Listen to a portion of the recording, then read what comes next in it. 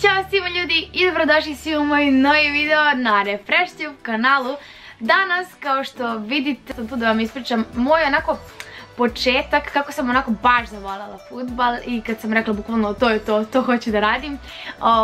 I eto čekam da vam ispričam. Fudbal nije fudbal bez dobre fudbalske lopte. A da li ste znali da možete da osvojite loptu Adidas na novoj promociji na Voah aplikaciji?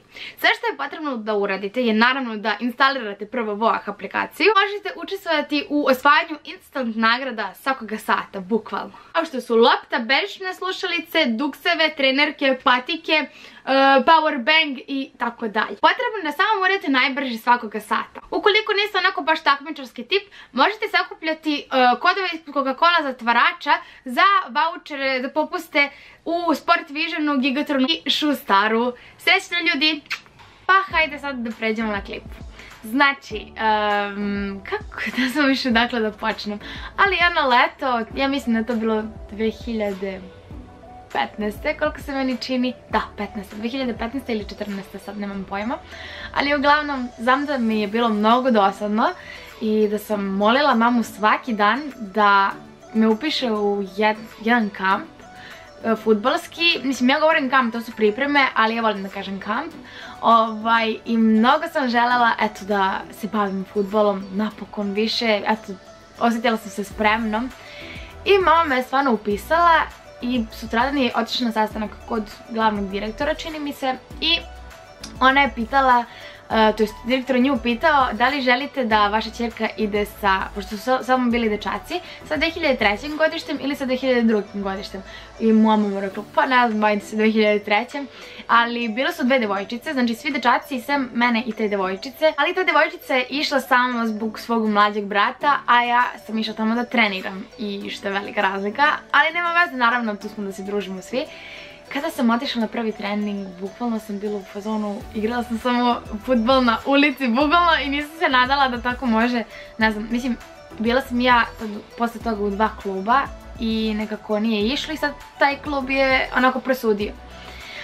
I nakon toga, kada sam otišla na prvi trening, stvarno sam se osjetila onako, brate, ja znam uopšte da igram fudbal, bukvalno, zato što su onako svi bili dobri u fudbalu baš, ali naravno vremenom se to poboljšalo i tako dalje. Ali ja sam bukvalno došla kod moje mame i rekla sam, zašto si me upisala za 2003. A ja sam bila tu bukvalno najviša, to toliko mi je bilo glupo, vi niste svesni.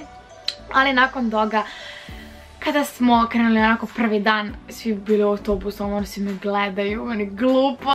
Ali naravno svi smo se družili u autobusu i krenuli da pričamo i da se zezamo i da se upoznajemo i stvarno mi je bilo prelepo. Čak smo i bili stali na putu zato što je nešto pukla guma od autobusa, tako da vam ne pričam. Jer sam jedina devojčica, pretom sadala sam sa tom devojčicom koju uopšte ne pričam. Ali kada sam, kako se zove, se udružila sa ostalim dečacima, stvarno mi je bilo divno.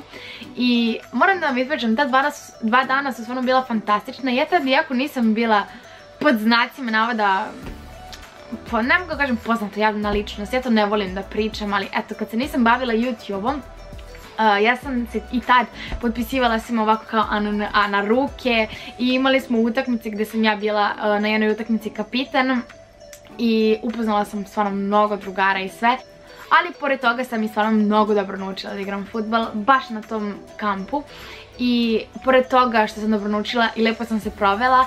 Sećam se jednom kad smo bukvalno imali one vežbe snage, a to samo zbog mene, zato što sam ja onako se razvlačila po sobi, ono, čak i da obujem kopačke, štucne, ne štucne, one dugačke čarape, pošto štuce se ne koriste za trening, to jest barem ja.